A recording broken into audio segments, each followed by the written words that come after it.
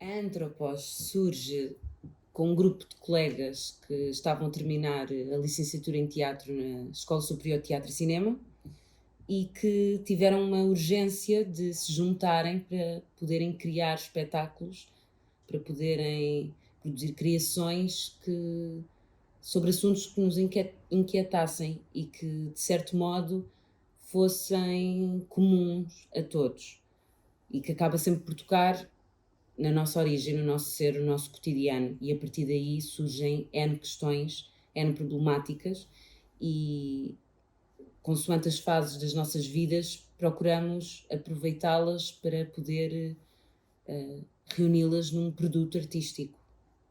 Eu acrescentava que, como a Antropos se inicia como um projeto de pesquisa em teatro antropológico, a linha do nosso trabalho recorre sempre a materiais biográficos, materiais documentais, experiências pessoais, objetos de natureza pessoal Uhum. ou diarística, e a partir daí, normalmente, nós fazemos as criações que têm essa qualidade sempre em que se confunde o autor, confunde-se quem da equipa contribuiu para, de um aspecto biográfico, construir a dramaturgia do espetáculo, mesmo quando já tem um texto, como é o caso de uma das nossas produções, a Mariana Desditada, já tinha um texto de origem, mas no espetáculo essa mistura entre o biográfico e o dramatúrgico acontece.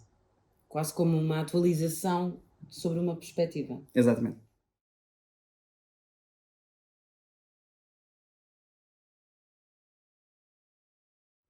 A reposição da Mariana Desditada foi o primeiro espetáculo que a companhia Antropos produziu.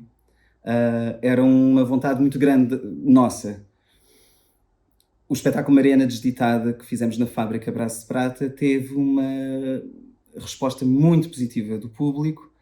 As pessoas identificaram-se com um texto com 350 anos, de uma freira, que, enfim, no início de carreira não era tão freira assim. Mas também com as questões emocionais, com as questões do amor, do abandono.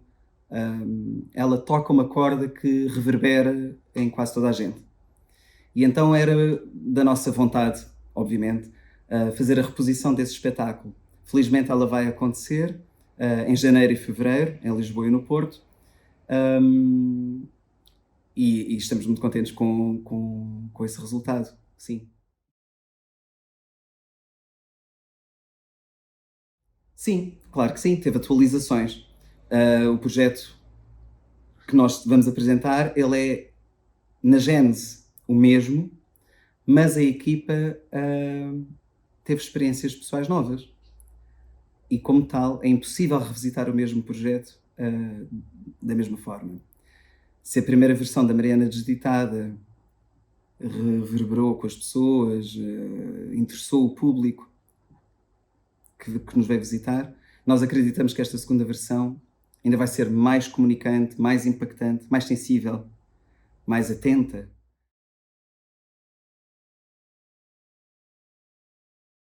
Sobre o ponto de partida, começa tudo numa conversa de mesa, em que a equipa está reunida a falar no próximo projeto e vem logo à baila um assunto que nos toca a todos, que é os trabalhos que temos enquanto não somos atores, ou mesmo enquanto somos atores. E surgiu logo de uma conversa muito engraçada, em que nos rimos bastante sobre tudo o que surge enquanto freelancer, em que quase que vale tudo. Como, por exemplo, desde ser mãe natal num centro comercial, a ser DJ numa festa em que na realidade nem és DJ.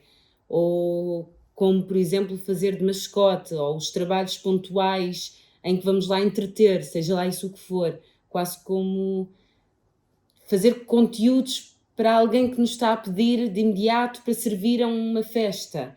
E a partir daí surgiu o tema Shit Job.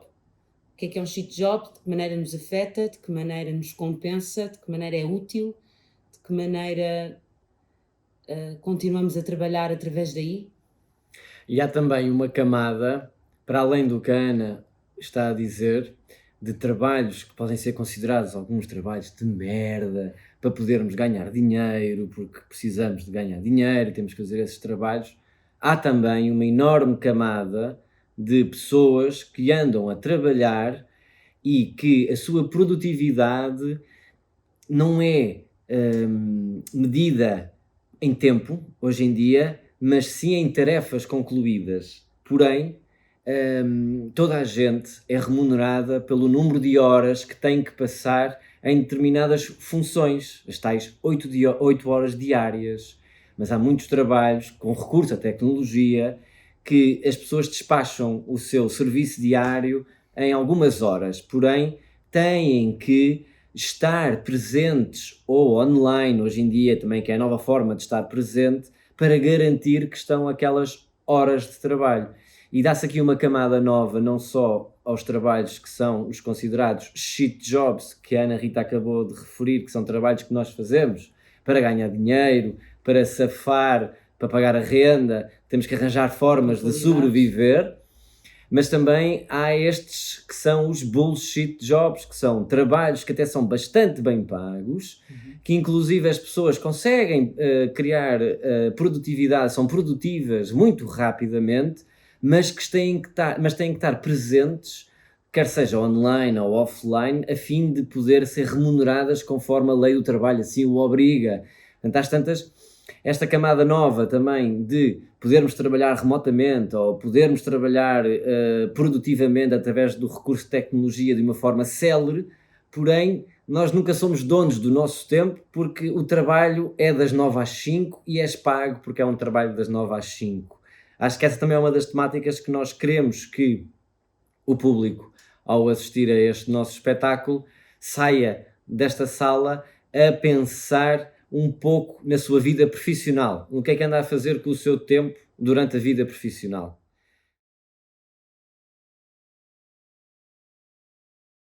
Para o trabalho de pesquisa sobre este projeto, há um ponto de partida crucial, que é a tese de um antropólogo, David Graeber, que faleceu recentemente, que se chama justamente Bullshit Jobs, e na qual ele descreve todo um sistema de trabalho dividido numa classificação que ele criou, shit jobs, bullshit jobs, useful jobs, e que é o mote de ponto de partida para este projeto.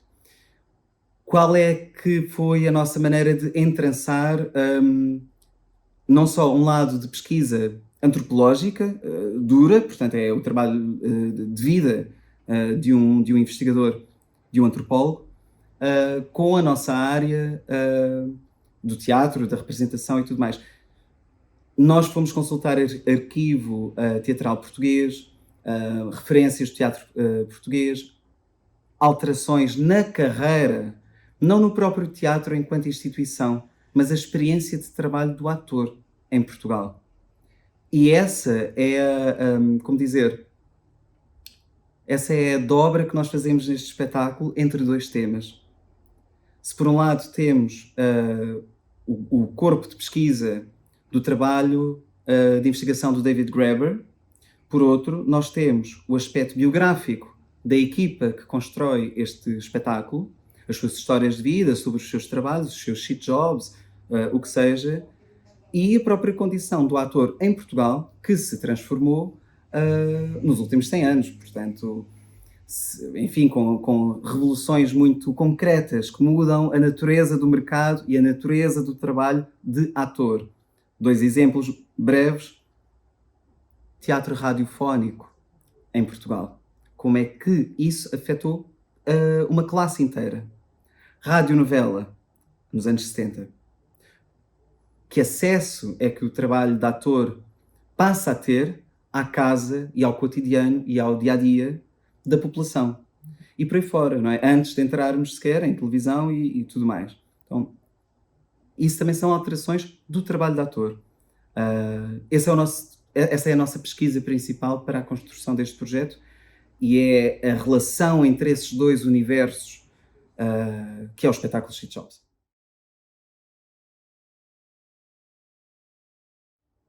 Em relação ao processo criativo em si, durante os ensaios, maioritariamente o início dos nossos ensaios. Não partimos de uma folha e de uma sala em branco, partimos do estudo deste antropólogo, do livro do antropólogo, ou seja, inspirado no que este antropólogo, David Graeber, falou a respeito do trabalho e da vida profissional de hoje em dia. Inspirados nas nossas histórias pessoais, queríamos dar esta conotação inicial também de poder aproximar-nos desde o início do espetáculo com as nossas histórias pessoais a quem estiver presente na sala, com o objetivo de, sim, revelar um pouco sobre o trabalho de ator, sobre o trabalho de profissional de teatro, sobre o trabalho, no final, também como um profissional de entretenimento. Às tantas, portanto, até o nosso processo foi bastante, ao início foi bastante, muitos jogos de improviso, tivemos muito tempo a criar de improviso, com recurso de alguma tecnologia, fomos escrevendo a peça, inclusive, porque é interessante, porque dentro deste processo nós próprios percebemos que podíamos ser mais produtivos com os recursos tecnológicos existentes. O caso disso, por exemplo, nós não tínhamos rigorosamente nada escrito e a peça foi escrita através de um recurso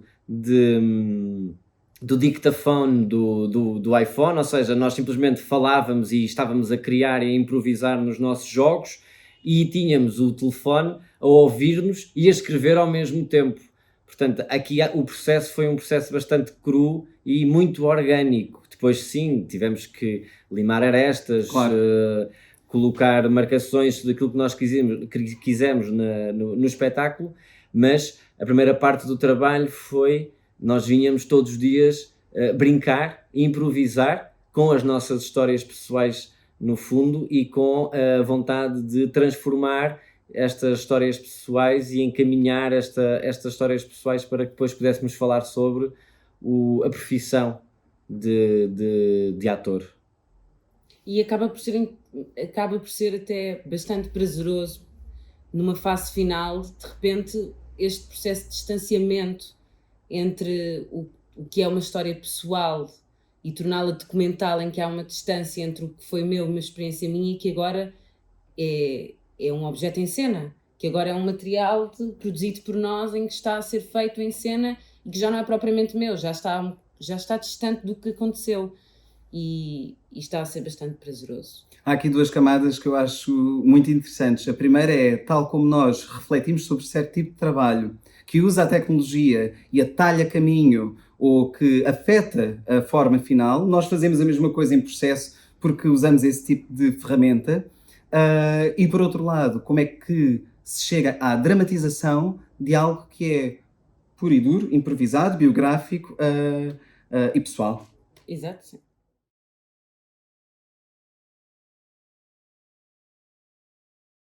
Não existe espetáculo, nem existe humano isolado.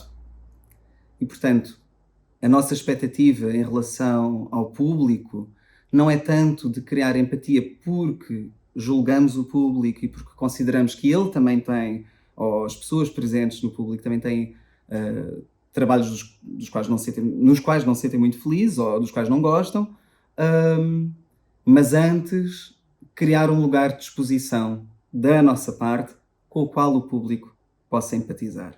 Se a pessoa tiver essa situação, se a pessoa identificar os assuntos sobre os quais falamos no espetáculo na sua própria vida, sim, há um laço de empatia imediato com ela. Mas não é o tipo de espetáculo, nem usamos o tipo de linguagem que procure condicionar um espectador a sentir, ok, eu também devo fazer um juízo de valor sobre o meu trabalho, eu também devo fazer um juízo de valor sobre o trabalho do ator. Pelo contrário, é mais um exercício de aproximação de tudo o que é ofício teatral com todos os outros ofícios e nivelarmos todos por iguais como trabalhadores em Portugal que têm de dar resposta às suas necessidades.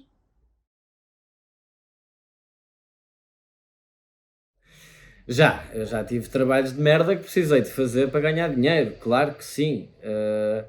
A verdade que eu aprendi foi que eu não fazia de uma forma feliz, não os fazia a querer a crescer profissionalmente e, por norma, o que me aconteceria pessoalmente, nos trabalhos que eu considero que foram shit job para mim, eu nunca tinha margem de progressão, ou seja, era muito rapidamente descoberto que eu não estava a querer fazer aquele trabalho e então era rapidamente também posto de parte. Portanto, às tantas, sim, já tive vários trabalhos de merda para ganhar dinheiro, mas a verdade é que só perdi tempo de vida. Eu já tive também, mas eu confesso que os meus eram tipicamente trabalhos de merda, na medida em que não eram muito úteis, não eram muito produtivos, não serviam assim tanto, mas eu gostava deles. Eu dei um golpe qualquer na minha cabeça, sabem? Eu estava a vender kebabs e eu pensava assim, isto é bom para ti, isto é muito interessante, mas era um trabalho muito duro e era muito difícil. Mas esta é a questão, e é isso que acabamos de falar no espetáculo. As respostas vão ser diferentes sobre um shit job. Minha primeira resposta vai sempre lembrar-me dos anos em que fui mãe natal, dos anos em que fui mascote, dos anos em que... Fui inspiração para este espetáculo. Dos anos em que tivemos, inclusive alguns da equipa, sim, por fora, em sim, jantares de empresas, para entreter ali um bocado e para animar a malta que precisava de sair um bocadinho da caixa. Desde ser babysitter de um bebê que tinha acabado de nascer e que eu pouco fazia e que a família também estava lá. Desde... Isto é um bom exemplo. Isto é um ótimo exemplo. O shit job... Na verdade, depois destas experiências todas, acabamos por fazer isto. Portanto, não querendo ser romântica, nem querendo romantizar aqui uma ideia de shit job, acaba por ser... É altamente irónico, altamente cómico e acaba por tirar algumas conclusões, nem que seja sobre o que é que andamos aqui todos a fazer. Tal e qual.